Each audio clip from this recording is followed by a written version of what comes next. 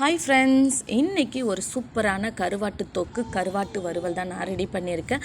ரசத்துக்கு சைடிஷ் வேறு லெவலில் இருந்துச்சு. கண்டிப்பாக வீடியோ பாருங்கள். முடிஞ்சால் ஒரு லைக் ஒன்று தட்டுங்க. நான் கருவாடு வறுக்கிறதுக்கு பார்த்திங்கன்னா சுடுதண்ணி வச்சுட்டேன். ஸோ நான் ஊர்லேருந்து கருவாடு எடுத்துகிட்டு வந்தேன். அதை டப்பாவில் தான் போட்டு வச்சுருக்கேன். வெளியில் வச்சா எறும்பெல்லாம் வந்துடும். ஸோ மூடனா கொஞ்சம் வீட்லேயே ஸ்மெல் வராது. இதுக்கு தேவையான பொருள் மெயினாக எனக்கு பூண்டு. ஸோ பூண்டை எடுத்து ரெடியாக வச்சாச்சு. அடுத்தது கருவாடை ஒரு 3 கருவாடு பீஸ் தான் நான் எடுத்திருக்கேன். காணாங்கத்தை கருவாடு.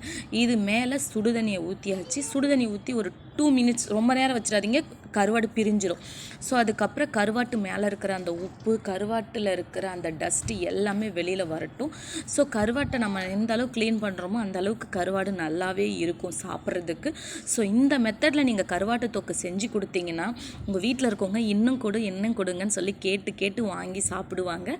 ஸோ மறக்காமல் பாருங்கள். நான் 2 தடவை நல்ல பச்சை தண்ணியிலையும் சுடு தண்ணியிலையும் வாஷ் பண்ணி கருவாட்டை எடுத்துக்கிட்டேன். இதை நான் எப்படி செய்கிறேன்னா, எண்ணெய் ஊற்றி கொஞ்சமாக கடுகும் போட்டுக்கிட்டேன்.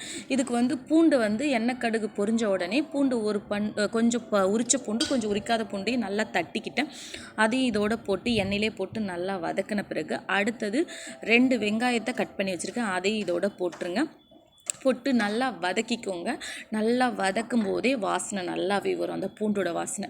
நம்ம எப்போவுமே கருவாடு வறுக்கும்போது இந்த கருவாட்டை எதுக்கெலாம் சைடிஷாக வச்சுக்கலான்னு பார்த்தீங்கன்னா, சாம்பாருக்கு வச்சுக்கலாம், ரசத்துக்கு, தயிர் சாதத்துக்கு நல்லா சூப்பராக இருக்கும். நம்ம எதெல்லாம் கிள்ளி போட்ட சாம்பார் சொல்லுவாங்க. ரொம்ப சிம்பிளாக வச்சு காரஞ்சாரம் இல்லாத குழம்புக்கு இந்த காரஞ்சாரமான கருவாட்டு தொக்கு சூப்பராக இருக்கும். கொஞ்சம் கருவேப்பிலையும் உருவி போட்டுக்கோங்க. நல்லா சூப்பராக மணமாக இருக்கும். அடுத்தது 2 தக்காளி பழம் போட்டிருக்கேன். இந்த தக்காளி பழம் சீக்கிரமாக வதங்கிறதுக்கு கொஞ்சமாக உப்பு போட்டுக்கோங்க, கொஞ்சம் மஞ்சள் பொடி போட்டுக்கோங்க. போட்டு நல்லா கிளறி விட்டுக்கோங்க. கிளறி விட்டும் போதே அந்த வாசனை நல்லாவே இருக்கும். அடுத்தது நான் இதுக்கு மசாலா என்ன போட்டேன்னு பார்த்தீங்கன்னா, சிம்பிளாக ஜீரகத்தூள், கொஞ்சமாக சில்லி மிளகாத்தூள், இதை தான் போட்டிருக்கேன். தக்காளியும் கொஞ்சம் சீக்கிரமாக மசிச்சிடும். நல்லா சாந்து ஆக்கிடுங்க. அப்போ தான் நம்ம தொட்டு சாப்பிடும்போது இந்த கருவாடும் சாப்பிட்லாம், இந்த சாந்தும் வச்சு நம்ம சாப்பிட்டுக்கலாம். அடுத்தது பார்த்திங்கன்னா, வாஷ் பண்ணி வச்சுக்கிற இந்த கருவாட்டை இந்த தக்காளி வெங்காயத்தோட போட்டு நல்லா வதக்கி எடுத்துக்கோங்க.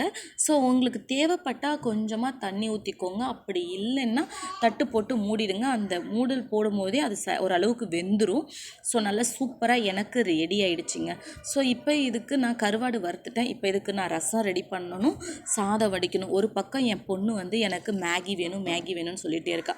ஸோ அதனால் அவளுக்கு மேகி ரெடி பண்ணுறதுக்கு தண்ணியில் மேகி போட்டாச்சு. அடுத்தது அவளுக்கு மசாலா போட்டு மேகியும் ரெடி பண்ணிடணுங்க.